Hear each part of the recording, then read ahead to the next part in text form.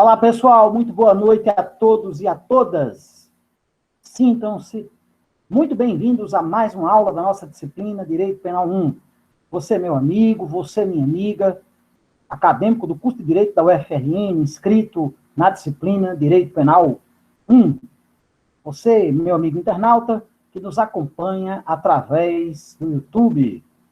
Sejam todos e todas muito bem-vindos a mais uma aula da nossa disciplina Direito Penal 1. Na noite de hoje, nós vamos tratar do ponto 8 do conteúdo programático da nossa disciplina. Lembrando que o ponto 7 foi postado através de videoaulas já cadastradas no SIGA-A, o sistema informatizado da nossa UFRN, juntamente com os roteiros de aula daquele conteúdo. Nós vamos iniciar a abordagem sobre o ponto 8 na aula de hoje. Possivelmente terminaremos ainda hoje, se não deixaremos para terminar na próxima sexta-feira, ou então eu postarei uma videoaula também através do YouTube. Eu gravo a aula e posto a finalização do conteúdo da aula de hoje, para a gente não perder mais tempo e já avançarmos rumo ao ponto 9 da nossa disciplina do conteúdo do programa de Penal 1, certo? De modo que na noite de hoje nós vamos tratar justamente do ponto 8, da classificação dos delitos, do título do delito e da classificação dos delitos. Lembrando, gente, que o roteiro desta aula já se encontra postado no SIGA-A. Quem quiser me acompanhar com o roteiro, por favor, entre no SIGA-A. Eu já postei como tópico de aula referente à aula de hoje, esse conteúdo que nós iremos, doravante, ministrar nessa aula que está sendo gravada, que está sendo transmitida através do Google Meet, da plataforma de comunicação digital da empresa Google, né, da multinacional de informática norte-americana Google, que administra o Gmail, e que vai estar também no YouTube logo mais, após o encerramento dessa nossa aula de hoje, que versa sobre justamente o tema título do delito e classificação do delito. Tá todo mundo bem, pessoal? Todo mundo me escutando e me vendo com perfeição? Maravilha! O amigo Wesley que estava escutando um forrozinho com o microfone ligado antes do começo da aula, agora há pouco, Wesley. E eu dizendo, eu mando esse povo escutar Tchaikovsky, manda esse povo escutar Beethoven, Mozart, Chopin, e o povo escutando Sai Rodada. Nada contra Sai Rodada, inclusive já fui advogado de Sai Rodada, já fui advogado do grupo Sai Rodada, lá do pessoal de Caraúbas, o atual prefeito de Caraúbas, Júnior, juntamente com o Eugênio, seu irmão, são os sócios do grupo Sai Rodada, e dono da marca Sai Rodada e também da marca Ferro na Boneca. Eu fui advogado daquele pessoal, nada contra, mas não é realmente o meu estilo de música, meu caro Wesley. Eu prefiro algo mais... Mas hoje você está traindo o seu estilo de música, porque você não botou música hoje, né? Vamos botar uma musiquinha. Vamos colocar uma musiquinha, pessoal. A música é o alimento da alma e a música ajuda a fluir, a fazer com que as ideias fluam com mais exatidão. Hoje eu vou fazer diferente. Hoje eu não vou colocar uma música em especial, nem vou colocar, pessoal, uma playlist minha, algo assim. Eu vou colocar, vejam só vocês, uma dica de música que eu dou a todos os meus amigos que apreciam boa música, a Rádio Batuta. A Rádio Batuta é a rádio de internet do Grupo Moreira Salles, da Fundação Moreira Salles, que é o pessoal ali do Unibanco.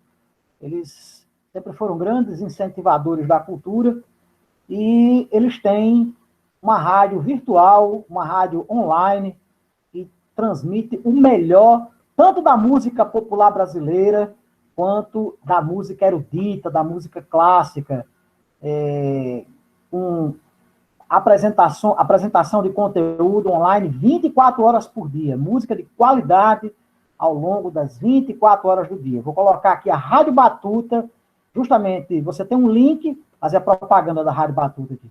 De um lado, você tem a opção MPB e do outro lado, a opção clássico.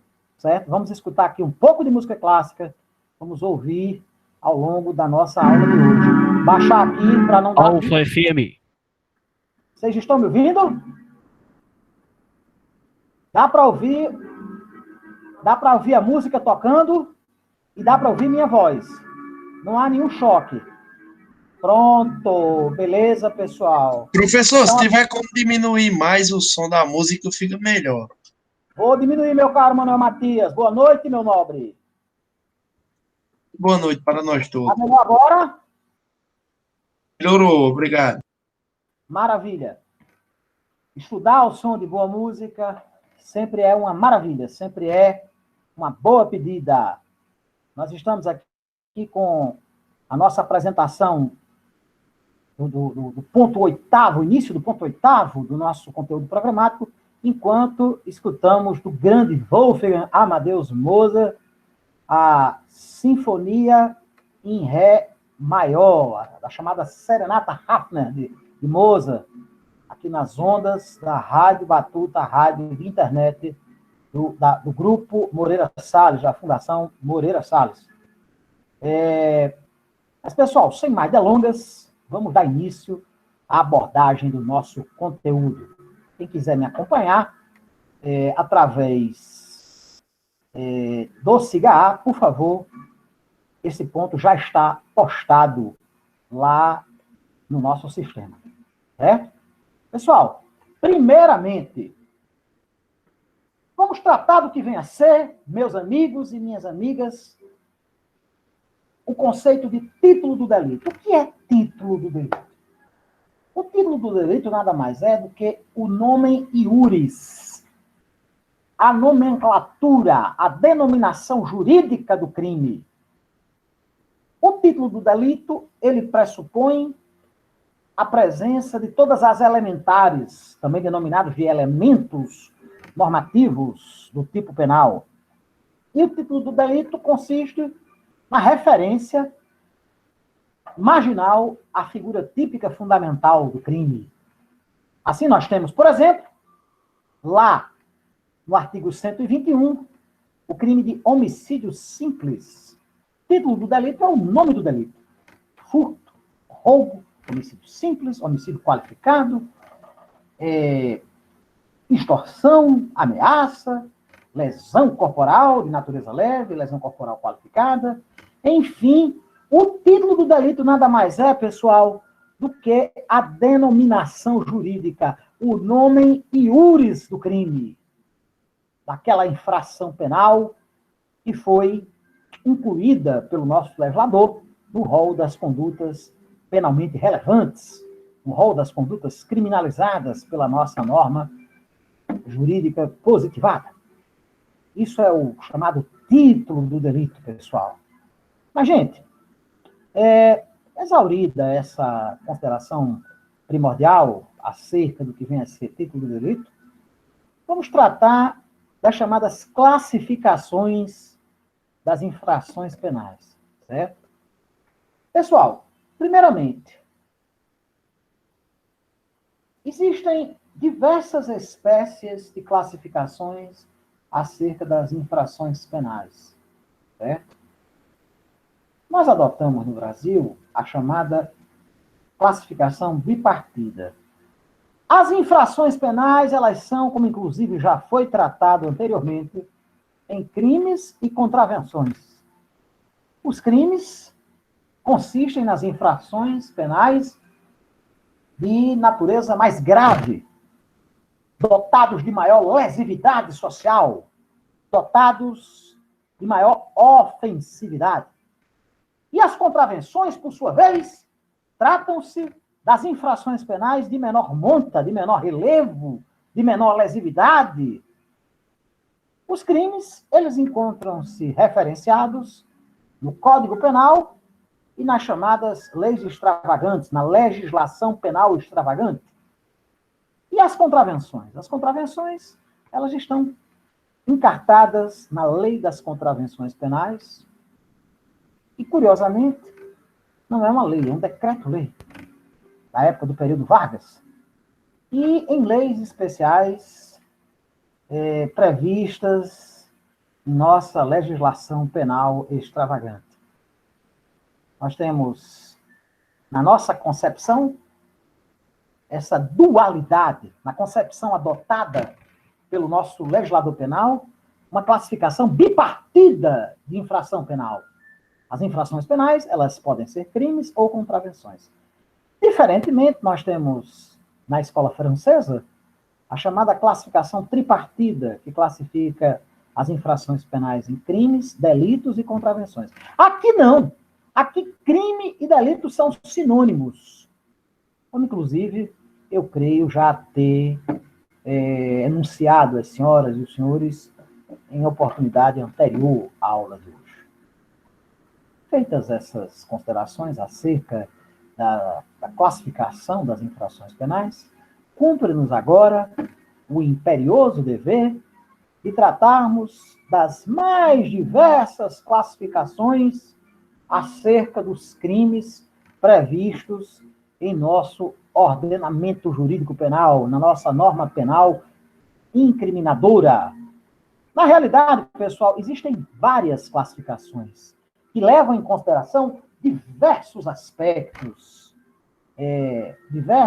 Manuel Matias está falando da 104 FM de Natal e Rádio Marinha, são muito boas também. Com certeza, Manuel, são excelentes. Tanto a Rádio Marinha quanto a 104 FM, são muito boas. O amigo Manuel Matias fez aqui uma referência. O Wesley pergunta se eu vou publicar as notas hoje. Não, Wesley, ainda não. Faltam só as notas das avaliações dissertativas. As notas da prova objetiva e da prova oral já se encontram postadas no nosso sistema, no nosso SIGA, certo? Mas vamos lá, pessoal. Como eu disse às senhoras e aos senhores, não há que se falar em apenas uma única classificação. Existem diversas classificações que levam em consideração diversos aspectos, diversos referenciais. Passemos, portanto, as mencionadas classificações, que são várias, inclusive, gente. Este professor procurou rolar, ao longo do roteiro que ilustra a aula de hoje, as mais importantes, aquelas que mais frequentemente se encontram presentes na doutrina especializada, na doutrina penalista. Contudo, existem outras que talvez a gente não tenha colocado. Eu procurei colocar o maior número possível de classificações. As mais importantes, as mais relevantes, aquelas que mais usualmente nós estudamos, aquelas que mais usualmente nós nos encontramos. Yasmin Medeiros, para mais alguém está abaixo. Yasmin, você não está me ouvindo? Não está me ouvindo, Yasmin? Manuel disse que está ok, Amílio disse que está normal. Talvez seja a sua conexão, Yasmin, ou talvez seja o áudio do seu computador ou do seu celular. Isso, Yasmin, ensaia e retorne novamente à nossa sala virtual aqui no Google Meet. Vamos lá, pessoal. A primeira classificação que nos cumpre ressaltar, que nos cumpre estudar na noite de hoje, vem a ser justamente a distinção que referencia o que vem a ser classificação legal e classificação doutrinária dos crimes. Certo? Muito bem. O que é classificação legal e o que é classificação doutrinária? Muito bem. Pode-se classificar os crimes no tocante a dois grandes conteúdos, duas grandes referências. A primeira delas vem a ser a classificação legal. O que é qualificação legal? A qualificação legal vem a ser justamente aquela qualificação atribuída ao delito por parte do legislador penal. Assim nós temos, ao matar alguém, o crime de homicídio. Certo? E é interessante, gente, porque nós temos, por um lado, prestem bastante atenção, a denominação do tipo penal, o nome iuris do crime, e logo abaixo nós temos, é interessante,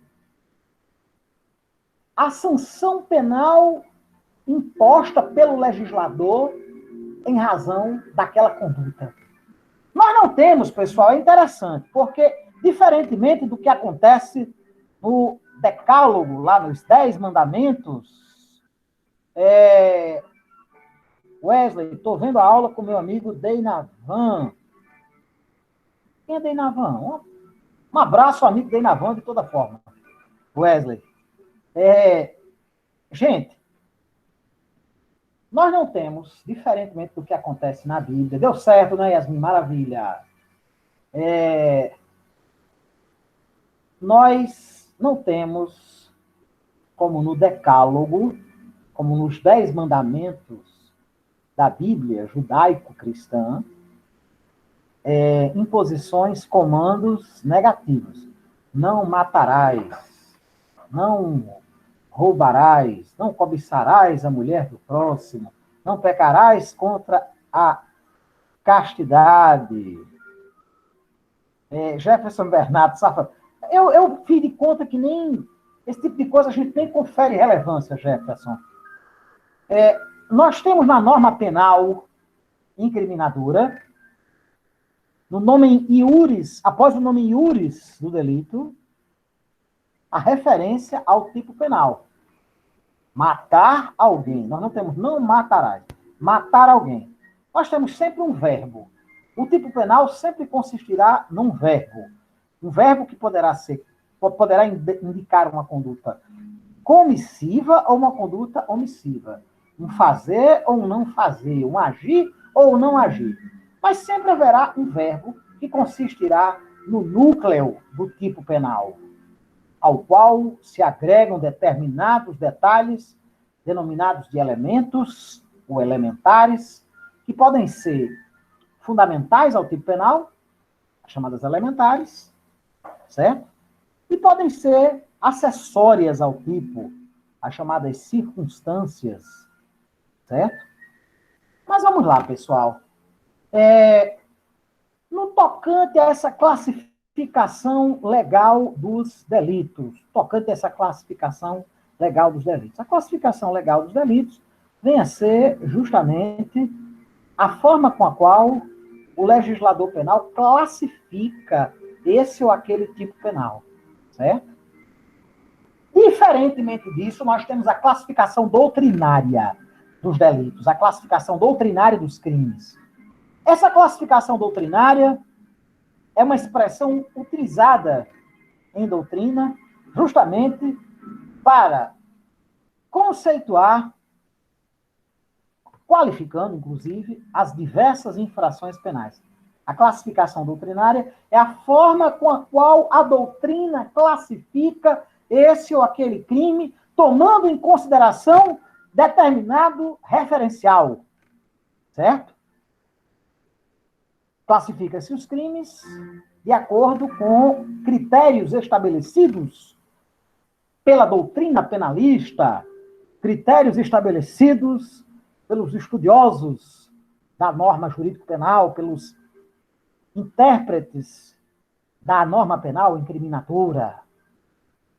Vocês estão entendendo, pessoal, essa diferença entre a classificação doutrinária e essa classificação legal dos crimes? Estão entendendo? Então, vamos passar aqui as diversas classificações que a doutrina penalista nos aponta. A primeira delas leva como referencial, justamente, a titularidade da ação penal.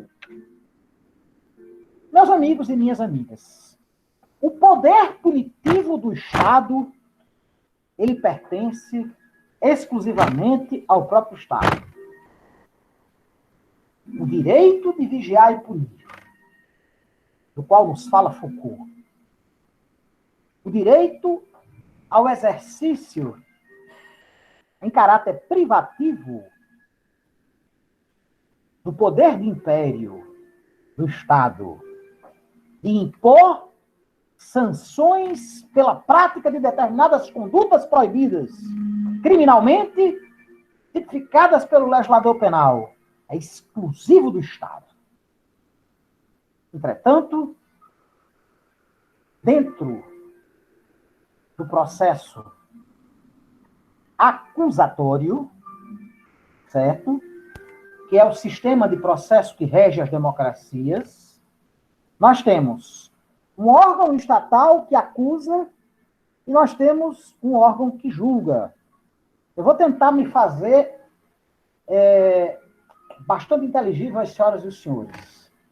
No sistema inquisitório, que foi utilizado em determinados momentos da história humana, como, por exemplo, o chamado Tribunal do Santo Ofício da Igreja Católica, Tribunal da Santa Inquisição, as funções de acusar e julgar encontravam-se enfeixadas, interligadas, de modo que o mesmo órgão que acusava era o órgão que julgava. É desnecessário dizer que isso compromete de forma absolutamente malsã, absolutamente perniciosa, o senso de justiça que deve nortear a função jurisdicional do Estado. Evidentemente que, se o mesmo órgão que julga também acusa, não vai haver o necessário distanciamento, a necessária imparcialidade, que vem a ser uma das características fundamentais e elementares do exercício da jurisdição. A jurisdição ela tem que ser fundamentalmente imparcial. Ela não pode se pautar pelo posicionamento em prol ou em sentido contrário a essa ou aquela parte. No processo penal, nós temos um processo de partes dentro do sistema acusatório. Nós temos uma parte que acusa e nós temos uma parte que se defende.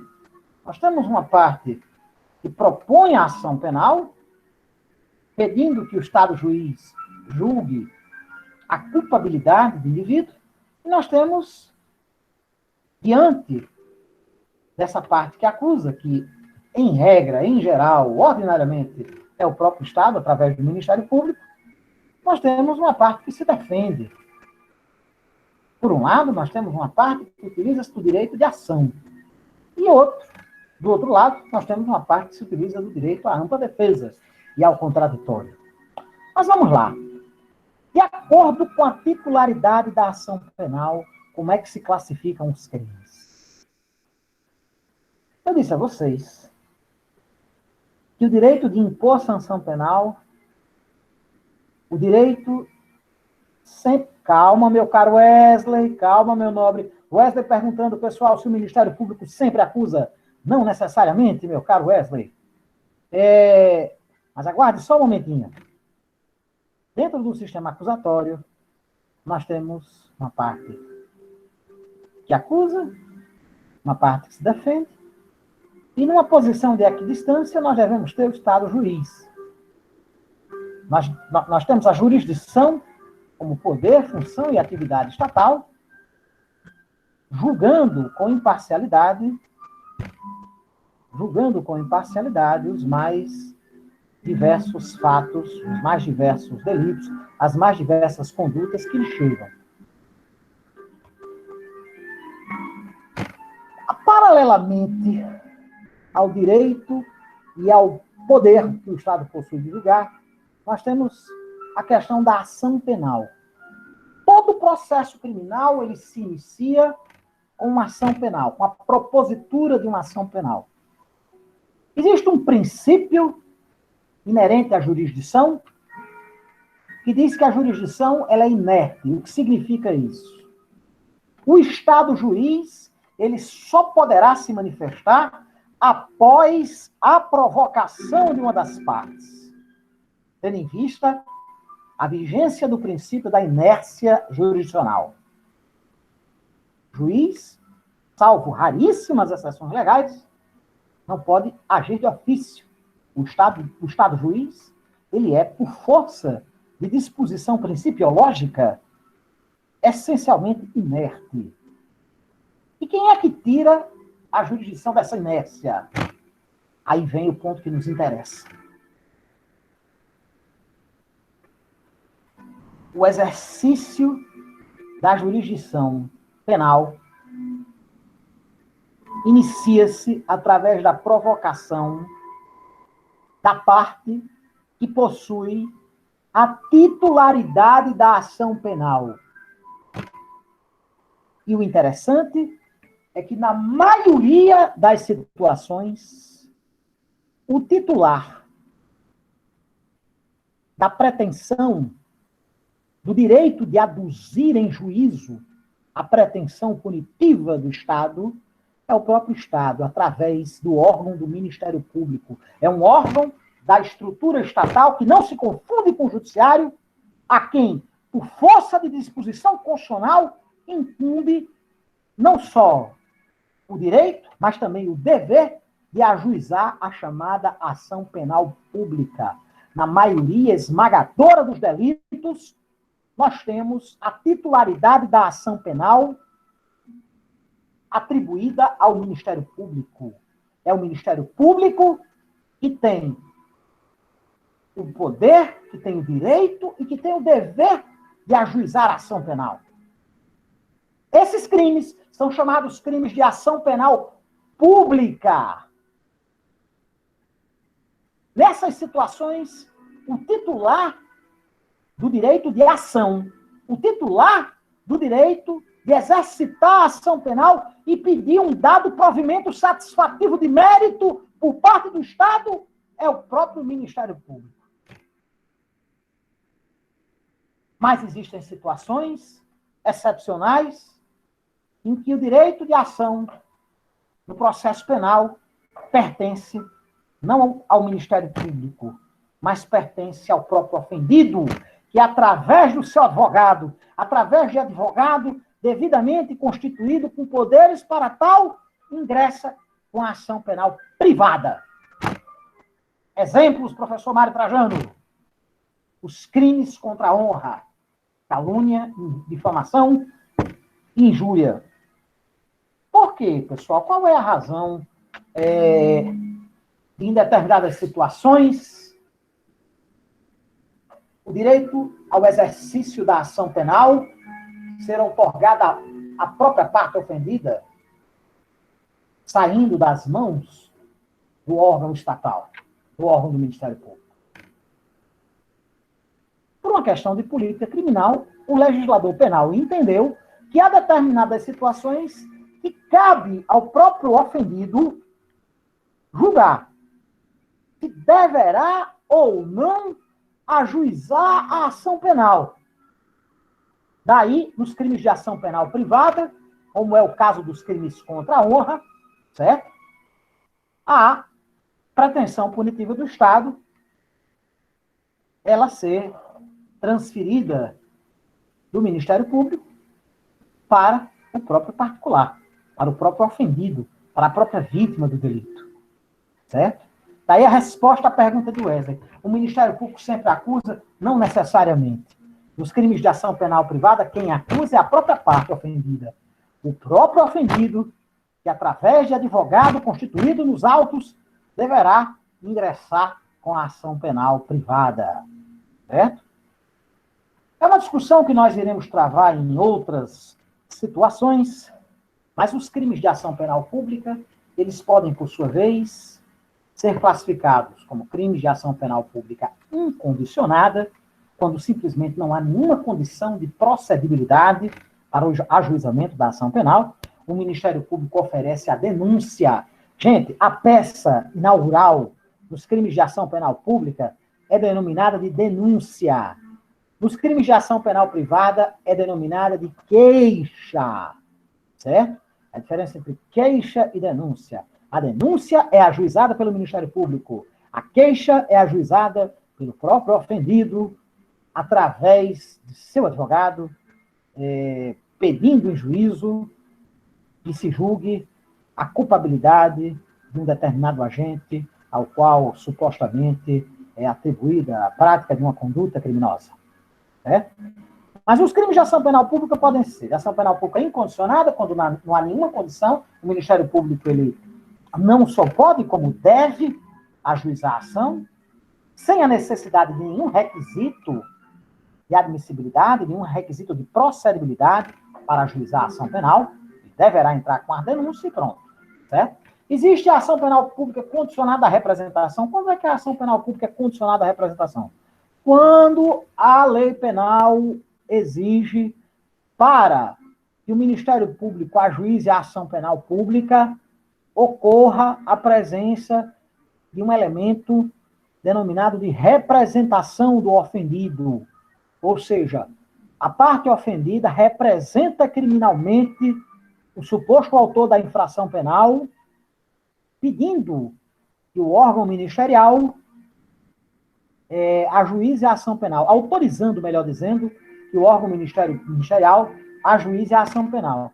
Assim, por exemplo, lá no crime do artigo 147 do Código, do delito de ameaça, o crime de ameaça, ele é, via de regra, certo? Um crime de ação penal pública condicionado à representação, ou seja, o Ministério Público só ajuiza se a parte, por assim dizer, autorizar o ajuizamento da ação, através da representação. Existe ainda, vejam só, as senhoras e os senhores, Wesley, perguntei porque no caso da Ferre, sim, da Mariana Ferre, o Ministério Público no final não continuou com a acusação ou não acompanhou uma acusação contra o réu. Meu caro Wesley e demais companheiros e companheiras, demais alunos e alunas dessa disciplina, Penal 1, aqui há um ponto interessante. O oferecimento da denúncia e o acompanhamento da ação penal por parte do Ministério Público não são meras faculdades do representante do Ministério Público. Encontrando-se presentes indícios mínimos de autoria delitiva, de materialidade e autoria delitiva, o órgão do Ministério Público deverá ajuizar a ação. Inclusive, não funciona o princípio do indúbio pro réu para o Ministério Público. Pelo contrário, o Ministério Público deve ter as suas funções norteadas pelo princípio do indúbio pro societá. Na dúvida, o Ministério Público deverá ajuizar a ação penal.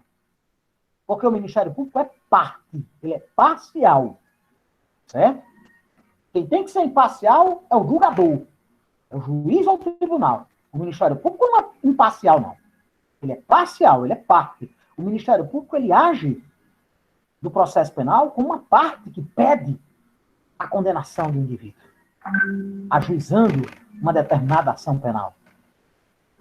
Mas, apesar do Ministério Público ter não só o direito ao ajuizamento da ação penal, mas também o dever de fazê-lo, sob pena, inclusive, do representante do Ministério Público incorrer no crime de prevaricação, que é um crime contra a administração pública, certo? Apesar disso, e apesar da ação penal pública ela ser indisponível, certo? A regra que vigora no processo penal é a regra da indisponibilidade da ação penal pública, meus amigos e minhas amigas. Contudo, apesar da ação penal pública ser indisponível, a exemplo do que acontece com o inquérito policial. O inquérito policial é indisponível, certo? E mais do que indisponível, o inquérito policial e a ação penal são irretratáveis, certo? Irrevogáveis. Não pode haver, por parte do representante do Ministério Público, arquivamento da denúncia, certo? Até porque não cabe ao Ministério Público julgar. Cabe acusar e acompanhar o processo. Mas o Ministério Público, apesar de não poder desistir da ação penal, ele pode, pessoal, optar por se posicionar em favor da absolvição do acusado.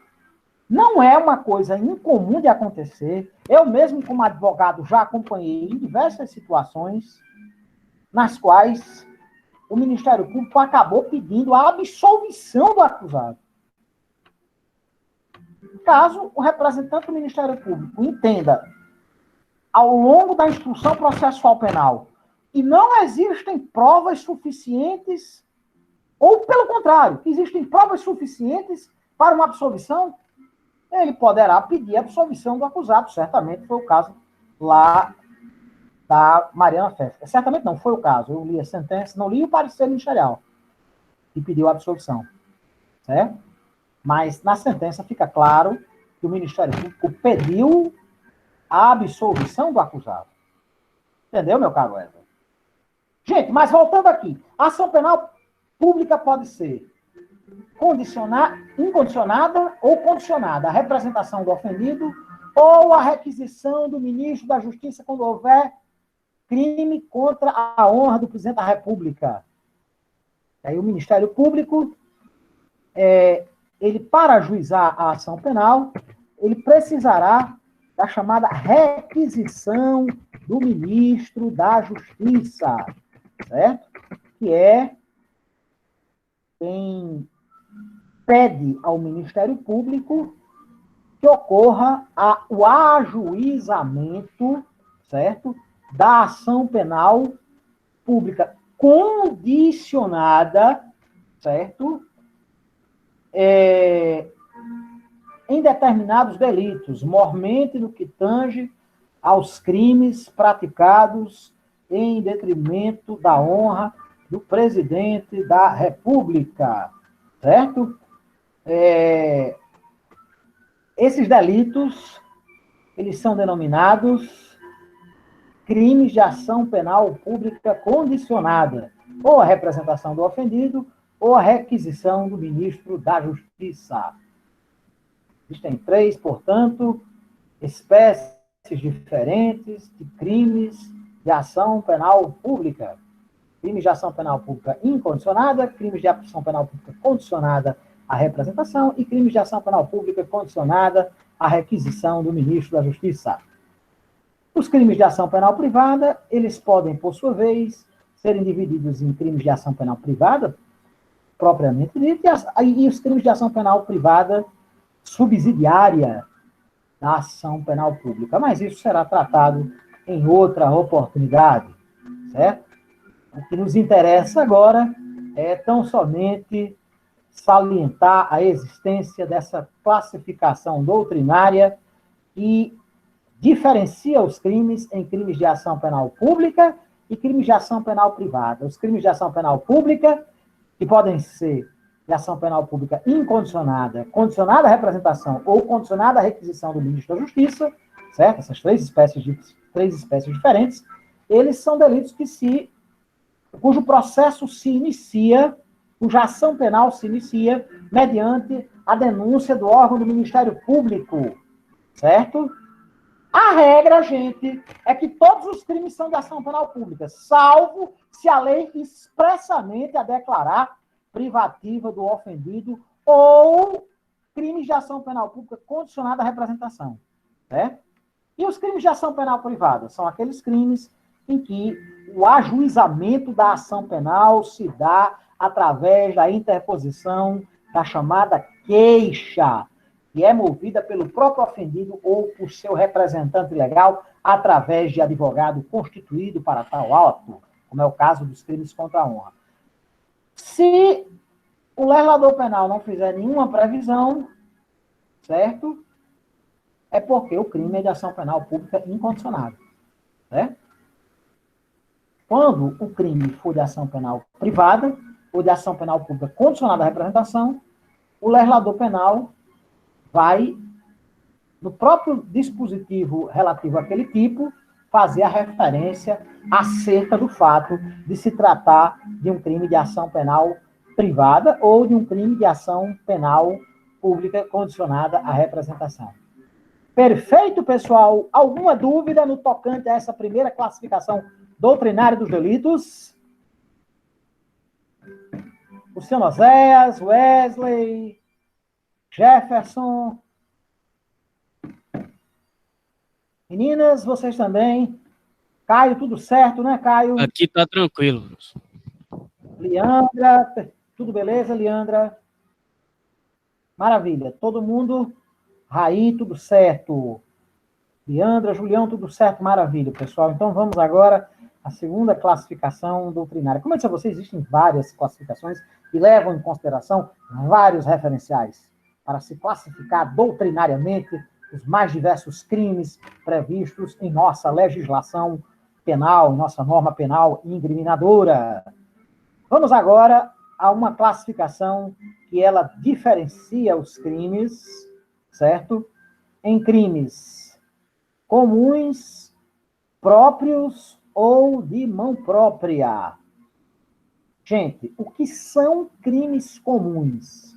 Os crimes comuns, que também são denominados pela doutrina de crimes gerais, certo? São aqueles delitos que não exigem uma determinada condição especial quando da sua prática por parte do agente que pratica. São, enfim, aqueles crimes que podem vir a ser praticados por qualquer pessoa, certo?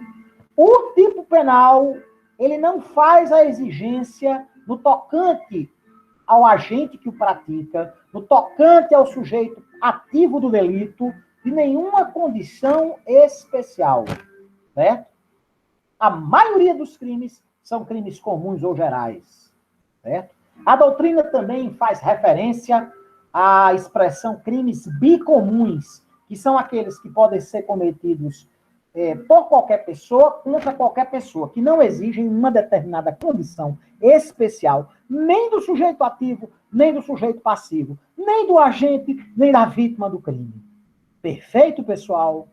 Maravilha? Todo mundo sabe agora o que se tratam crimes comuns? Muito bem. Mas, além dos crimes comuns, existem os crimes próprios, também denominados de crimes especiais. Os crimes próprios ou crimes especiais são aqueles nos quais o tipo penal faz referência à exigência de uma determinada condição, de uma determinada situação fática ou jurídica diferenciada por parte do sujeito ativo, certo? Ou seja, somente um determinado grupo de indivíduos poderá vir a praticar aquele delito. Aí nós temos, por exemplo, o crime de prevaricação que eu falei agora há pouco. Existe um elementar do tipo penal, que é a condição funcionário público. Somente funcionários públicos podem praticar o crime de prevaricação. Como, por exemplo, também o crime de corrupção passiva. Somente um funcionário público poderá praticá-lo. Nenhuma outra pessoa pode vir a praticar o crime de corrupção passiva. Por quê? Porque é um elementar do tipo penal a condição de funcionário público, certo? É interessante que a doutrina ela faz a diferença entre crimes próprios ou especiais puros e impuros, certo? Nos crimes próprios puros, a ausência daquela condição imposta pela lei penal leva à atipicidade absoluta do tipo penal, da conduta, certo? Por exemplo, subtraindo a condição de funcionário público ou a condição de servidor público do crime de prevaricação ou do crime de corrupção passiva, desaparece o delito, certo? Desaparece o delito. Mas existem os chamados crimes próprios impuros, que eles levam à atipicidade relativa, certo? O crime deixa de ser aquele crime, mas não deixa de ser crime, certo? Por exemplo, afastando-se a elementar funcionário público do crime de peculato, nós estaremos diante de outro crime. O crime de furto ou apropriação indébita, certo? A conduta continuará sendo criminosa, certo? Luciano Osés, peculato, no caso dos servidores públicos. Muito bem, Luciano. O peculato nada mais é do que o furto ou a apropriação indébita praticada pelo funcionário público em detrimento da administração pública. O servidor, ele, utilizando-se da sua condição de servidor público, ele subtrai, através do chamado peculato furto, ou ele se apropria, no chamado peculato apropriação, de alguma coisa pertencente à administração pública. Se você tirar a condição de funcionário público, que é uma elementar desses dois tipos, a conduta continuará sendo uma conduta criminosa, certo? Mas deixará de ser aquele crime contra a administração pública do peculato. Passará a ser um crime comum, certo? O crime de furto, ou o crime de apropriação indébita, certo? Não deixará de ser crime. Haverá o fenômeno da atipicidade relativa da conduta. Por isso que se diz que esses crimes são crimes próprios impuros. Porque nos crimes próprios ou especiais puros, retirando aquela condição, aquela situação fática ou jurídica exigida para a concretização do tipo penal, como elementar do tipo penal, simplesmente haverá a atipicidade da conduta. Eu vou dar um exemplo aqui, o crime de corrupção passiva, que exige, evidentemente, a condição de funcionário público. Certo? No que consiste, a grosso modo, o crime de corrupção passiva? Consiste no ato de pedir ou aceitar uma vantagem indevida em razão do exercício das funções públicas. O indivíduo, no exercício de sua função, pede uma vantagem indevida ou aceita uma vantagem indevida oferecida por parte do particular. Certo? Todo mundo que gosta de festa, que já foi, por exemplo, festa de 15 anos, casamento, formatura, tem aquele hábito de chegar para o garçom, Wesley, não vai me deixar mentir, e dar um dinheirinho para o garçom. Olha, deixa a mesa da gente bem abastecida de uísque. Olha, quando você passar com as bandejas de salgadinhos, não se esqueça da gente. E muitas vezes o sujeito vai dar uma gratificação, bota um dinheirinho no bolso do garçom. Não é verdade, Wesley? Obviamente que essa conduta, ela até pode ser, do ponto de vista moral, reprovável. Certo? Dependendo do juízo de mérito que cada um melhor aproveita. Né? Você pode até achar, mas rapaz, é errado. O cara vai para uma festa, aí molha a mão do garçom para ser bem abastecido. Mas, evidentemente, que essa conduta ela não consiste num fato típico. Por quê? Porque existe o oferimento de uma vantagem, certo? Lá no antigo Gastrovar.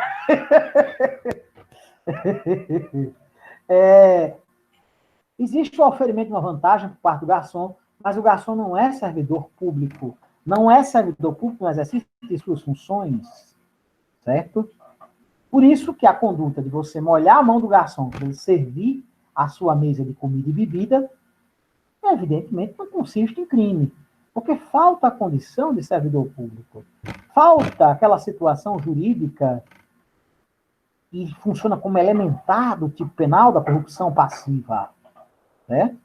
Mas no peculato, e o Wesley pergunta aí, o caso das resmas de papel, há entendimento jurisprudencial do Superior Tribunal de Justiça que não cabe se falar em criminalidade de bagatela no tocante a crime de peculato. Por quê? Porque o crime de peculato é um crime de dupla ofensividade. Por um lado, se ofende o patrimônio da administração pública. Por outro lado, se ofende a confiança que se deposita nos servidores públicos. Servidor público que ingressou na carreira, via de regra mediante concurso, certo? E que desfruta de fé de ofício, que desfruta de um princípio de direito administrativo, que é veja bem, que é o princípio da presunção de legitimidade dos atos da administração pública, certo? Presume-se que o servidor público seja dotado de probidade, de moralidade, de honradez. Existe uma confiança por parte da administração pública no seu servidor. E o peculato, evidentemente, é incompatível com essa relação de confiança, ainda que a res furtiva, ainda que a coisa subtraída por parte do agente seja de pequena monta. Né? Por isso há esse entendimento que, mesmo se tratando de coisas de pequenino valor, não há que se falar em princípio da insignificância, não há que se falar em criminalidade de bagatela quando se trata do crime de peculato praticado por servidor público em detrimento da administração pública. Certo? Pessoal, mas voltando aqui ao prumo original da nossa aula, vocês entenderam que os crimes próprios ou especiais são aqueles que exigem a presença de um determinado elemento especificante, uma determinada situação fática ou jurídica para a sua prática? Entenderam, né? Mas, além disso, existem os crimes de mão própria. Os crimes de mão própria, prestem bastante atenção, certo?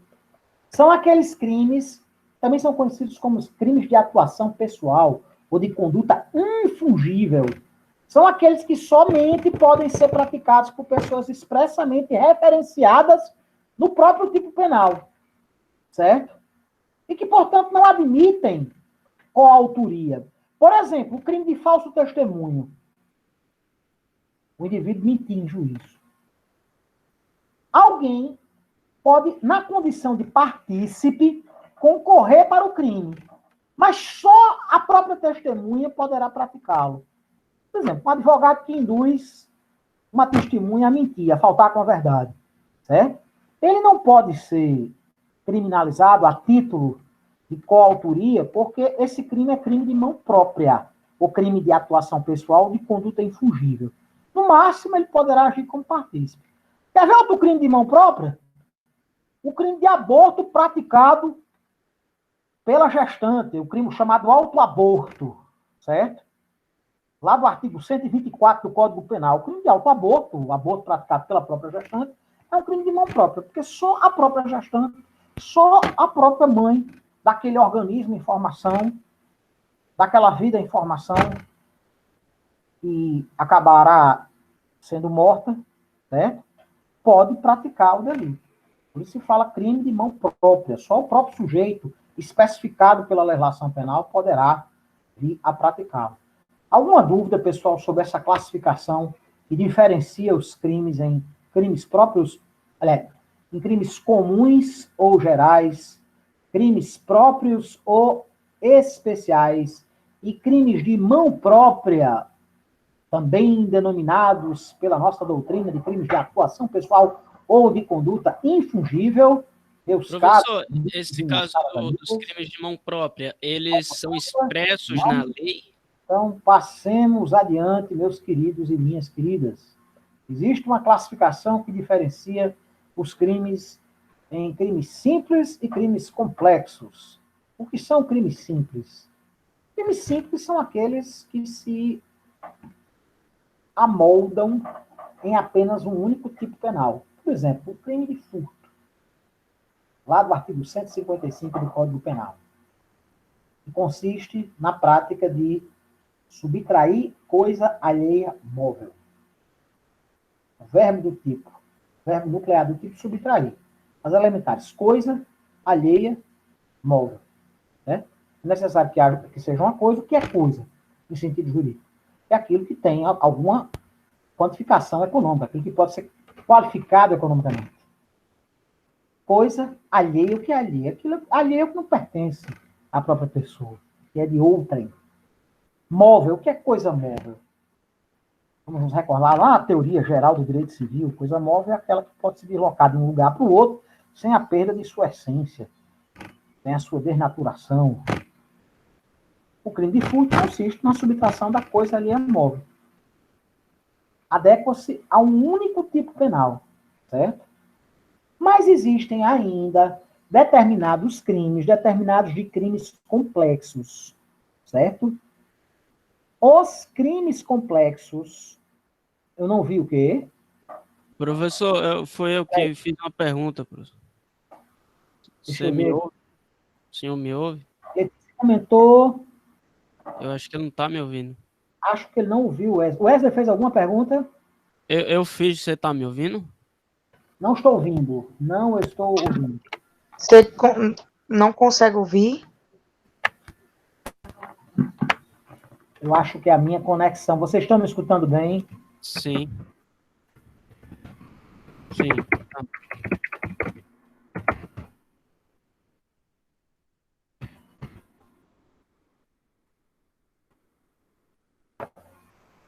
Pessoal, eu acho que... Você me ouve agora, professor? Parou aqui. Eu acho que foi realmente a minha conexão. Você me ouve agora? Deu algum problema. A conexão aqui está muito Será lenta. que ele está ouvindo alguém da turma? Não, Letícia, eu não estou escutando vocês. Vocês estão me escutando, mas eu não estou escutando vocês. Né? Ah, entendi. Eu acredito talvez Você- seja um problema da minha conexão, né, que ela está oscilando.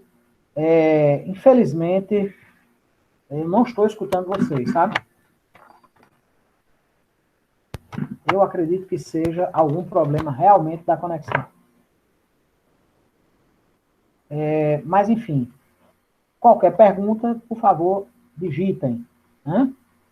Não, o fone está conectado, mas o problema na realidade, o problema é possivelmente da conexão. Mas faça pergunta por escrito, meu caro Wesley, que eu terei o maior prazer do mundo em responder no ar, aqui, nessa nossa videoaula, através do Google Meet. Pergunta aí, Wesley. Deixar para depois? Não, pergunta, eu fiquei curioso agora. Me pergunte, senão eu não vou conseguir dar prosseguimento à aula. Letícia Rio aí. Porque eu sou extremamente ansioso.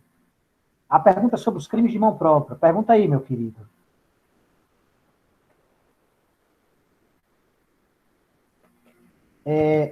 Os crimes de mão própria, só para quem não estava prestando atenção, são aqueles crimes que só podem ser praticados por um determinado agente especificado pela própria legislação penal. O próprio tipo penal faz referência àquele agente, especificamente falando, como o caso do crime de falso testemunho e como no crime de aborto praticado pela própria gestante em si mesma, a conduta da gestante que pratica um delito em si própria, o delito de aborto em si própria, ou que permite que alguém pratique o crime em si próprio, certo?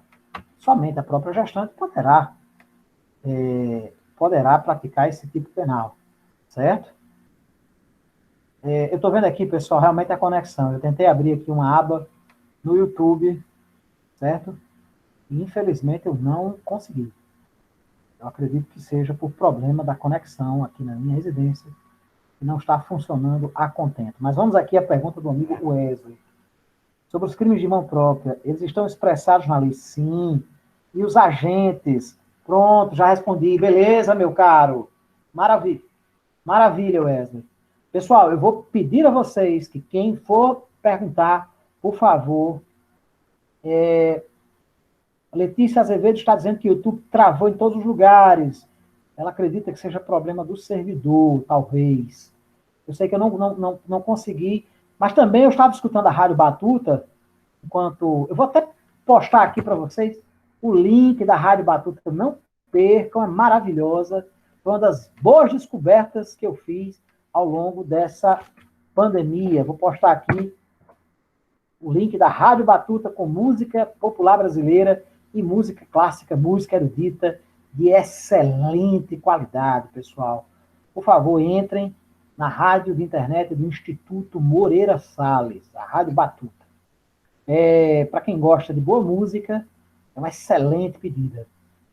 Mas, Wesley, respondi sua pergunta sobre os crimes de mão própria, né, meu querido? Os crimes de mão própria, o próprio tipo penal faz referência. Né? Quer ver? Vá lá no artigo 124. Então, vamos aqui no artigo 124 do Código Penal, certo? O crime de autoaborto, o aborto praticado pela própria gestante, que ou pratica o aborto, ou permite que alguém pratique nela o aborto. Artigo 124. Provocar aborto em si mesmo ou consentir que outro lhe provoque. Pena, detenção de 1 a 3 anos. Evidentemente que só pode praticar nessas situações. Isso, Wesley, a própria gestante. Por isso que nós temos aí um crime de mão própria. Mas vamos aí a outro crime de mão própria, o crime de falso testemunho. Vamos ao crime de falso testemunho, gente. O crime de falso testemunho, que também é outro exemplo de crime de mão própria, ele está referenciado pelo nosso legislador penal lá no artigo 342 do Código. Trata-se de um crime contra a administração pública praticado em detrimento praticado pelo particular. É um crime praticado em detrimento da administração pública pelo particular, certo? Pela própria referência feita pelo artigo 342 do Código, dá para se perceber que somente o próprio somente o próprio agente, certo? Poderá vir a praticar. O Wesley pergunta se o crime de responsabilidade é exemplo de quê? De crime de mão própria ou de crime próprio?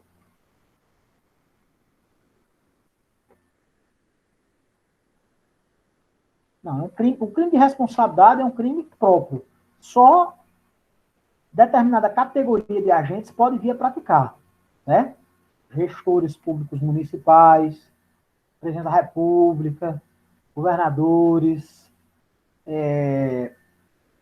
titulares do Poder Judiciário, certo? Trata-se de um crime próprio. O crime de responsabilidade é um crime próprio, mas não é um crime de mão própria. O crime de mão própria exige a participação específica de um determinado indivíduo, como é o caso do crime de falso testemunho, como é o caso do crime de autoaborto, o aborto praticado pela gestante em si mesma, ou a conduta da gestante que autoriza a prática de aborto por terceiro nela mesma, certo? Essa é a diferença entre crime próprio e crime de mão própria. O crime próprio, ele exige uma determinada condição do sujeito, certo? Por exemplo, ser servidor público. O crime de mão própria é aquele que exige um sujeito determinado, certo? Não é uma dada relação jurídica, uma dada situação fática, um dado elemento que consiste em elementar da conduta, não. Nesse caso, só o agente poderá efetivamente praticá-lo. Certo, gente? Mas, pessoal, vamos lá. Eu peço a vocês, nós estamos quase encerrando a nossa aula de hoje, mas eu peço a vocês, pessoal, que se porventura vierem a ter alguma dúvida, façam por escrito, porque eu não estou escutando, certo? Não estou escutando, deixa eu só fazer um teste aqui no YouTube. Não estou ouvindo. Letícia nos informa que o YouTube voltou, que ele estava fora do ar. Aqui em casa não voltou, certo? Eu acho que... Peraí, parece que está voltando. Não voltou. Eu acredito que haja realmente essa questão da conexão. Eu não recomendo a ninguém, certo? O provedor de internet que eu uso. Eu não vou estar faltando com a ética, porque não é uma coisa que me foi confiada. E trata-se de um fato público, notório e inconteste. Não recomendo a ninguém o provedor Meganet. Certo? Não recomendo a ninguém. Eu já pensei várias vezes, o Wesley deu uma gargalhada. Pensei várias vezes em sair, mas infelizmente a gente tem uma dificuldade muito grande de encontrar um provedor de qualidade aqui em Caicó, infelizmente. Na realidade, eu não diria que é em Caicó, né? A prestação de serviços públicos voltou! Pronto! Agora podem me perguntar. Foi só eu falar mal que alô, voltou. som. Ei. Ótimo, maravilhoso, Wesley. Tá me ouvindo? Só eu falar mal que voltou. Estou ouvindo. Pois sim. é. Te ouviram, estão gravando. É a Raquel CIA, também, cara. Raquel também concorda que o provedor a qual eu me referi não é dos melhores, infelizmente. Mas vamos lá, pessoal. Vamos lá dar continuidade à nossa aula enquanto escutamos a suíte para a orquestra número 3 do grande Johann Sebastian Bach. Bach, que é um dos grandes compositores da música erudita alemã. Disse na Alemanha que existem 3 grandes Bs na música clássica, na música erudita. Bach, Beethoven e Brahms. Eu sou fã incondicional dos 3. Mas Bach era eterno. Tinha um programa antigamente que ele mesclava música. Esse programa era apresentado pela TV Educativa do Rio de Janeiro. E mesclava música popular com música erudita. Era de Bach em Bach. Né? Bach, a grafia do grande compositor alemão é B-A-C-H. Bach. É de Bach em Bach. Bach, isso, Wesley. B-A-C-H.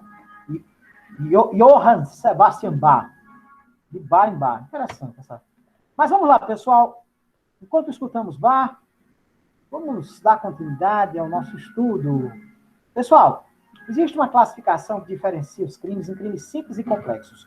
De um lado, nós temos os crimes simples, que são aqueles crimes que eles se amoldam a um único tipo penal. E eu citei até agora há pouco o caso do crime de furto. Mas existem os chamados crimes complexos. Os crimes complexos, eles eles resultam na fusão de 2 ou mais delitos. Quer ver? O crime de roubo. O crime de roubo, nós temos aqui, por um lado, a conduta descrita no artigo 155, subtrair coisa alheia móvel, e nós temos, por outro lado, a conduta descrita lá no crime de ameaça, do artigo 147, e lá no crime, vejam só, senhoras e senhores, de lesão corporal do artigo 129. Por quê? Porque o artigo 157 do Código Penal, que é o artigo que faz referência ao crime de roubo, ele diz: subtrair coisa alheia móvel, mediante violência ou grave ameaça. A violência a qual o legislador penal se referiu é a violência física. Violência física é o quê? Violência corporal. Ou grave ameaça. O que significa grave ameaça? A grave ameaça nada mais é do que a ameaça de um mal injusto. O prenúncio de um mal injusto, desnecessário, grave, certo? Passa a carteira, ou eu vou lhe matar, certo? Existe aí a fusão de 2 tipos penais, o furto e a ameaça. O artigo 155 e o artigo 147 fundindo-se, certo? Ou então o sujeito vai dar um safanão, dar um soco, passa a carteira, perdeu o Playboy, certo? Você tem, de um lado, um crime de furto e, do outro lado, um crime de lesão corporal. De um lado, o crime do artigo 155 e, do outro lado, você tem o crime do artigo 129 do Código Penal, certo? Está fazendo um jogral, está brilhantando nossa aula, né, Letícia? Letícia está dizendo aqui que o Wesley, fazendo uma encenação do Wesley. Muito bem.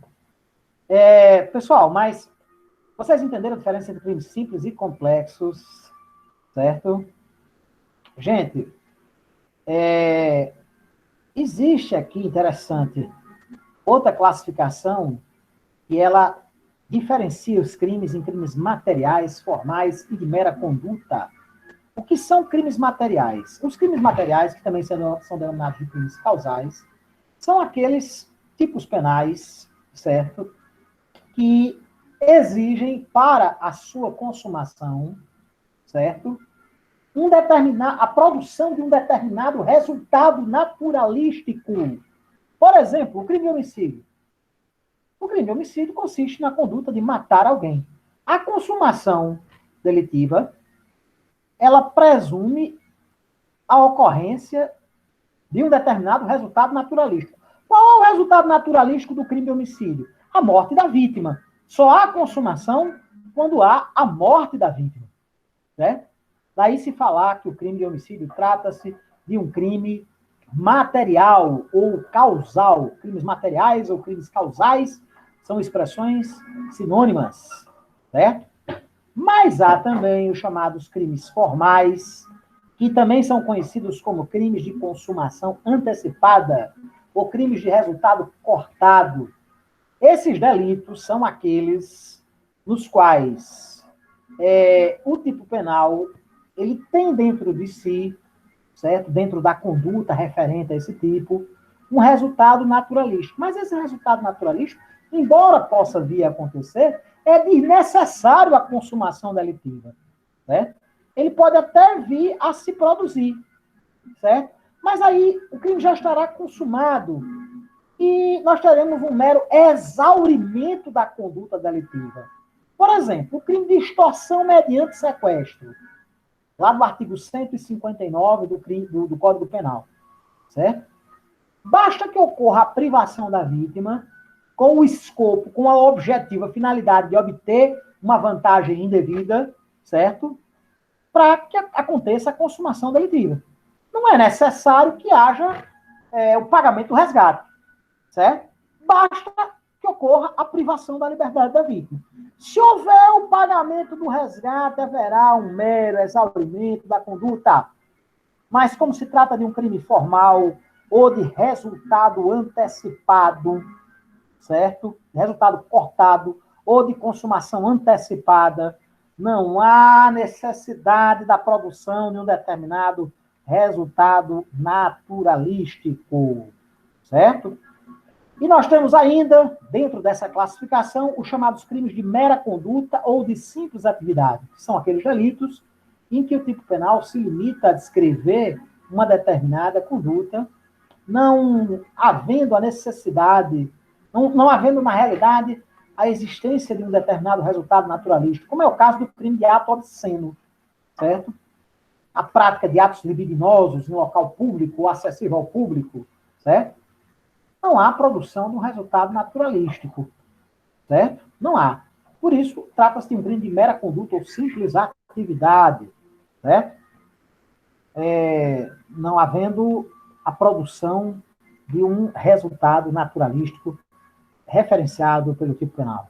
Alguma dúvida, pessoal, acerca dessa classificação doutrinária que divide os delitos em crimes materiais, crimes formais e crimes de mera conduta? Alguma dúvida, gente? Posso passar adiante, meus amigos e minhas amigas? Posso passar adiante. Vamos lá. Gente, existe outra classificação que ela diferencia os delitos em crimes instantâneos, permanentes, de efeitos permanentes e a prazo.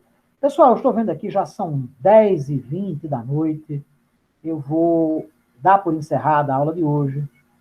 A gente dá continuidade a posteriori, certo? Eu vou, das duas, eu vou gravar o restante dessa aula e posto normalmente, como sempre, no YouTube e no Siga, certo? Ou então, na próxima sexta-feira, a nossa próxima aula, a gente trata de encerrar esse conteúdo. Perfeito, pessoal? Alguma dúvida sobre a aula de hoje? A aula de hoje, na qual nós começamos a estudar o ponto 8º do nosso conteúdo programático, onde foi referenciado o assunto relativo ao título do delito, a classificação legal dos crimes e onde iniciamos a classificação doutrinária dos mais diversos delitos previstos na nossa legislação penal. Alguma dúvida? Não posso dar por encerrada a aula de hoje? Pois então foi com muito prazer que eu estive aqui com as senhoras e os senhores através do Google Meet, ministrando essa aula que está sendo gravada e que será postada no YouTube logo mais, ainda esta noite, se Deus assim nos permitir. Pessoal, grande abraço, boa noite e até a próxima aula. Tchau, pessoal. O Wesley está perguntando se inscreveram. Inscrevam-se no canal. Vamos contribuir, vamos se inscrever no canal e vamos comentar também. Vamos comentar, acessem o canal, ativem o sino para receber as notificações. Um grande abraço, pessoal. Fiquem com Deus. Tchau.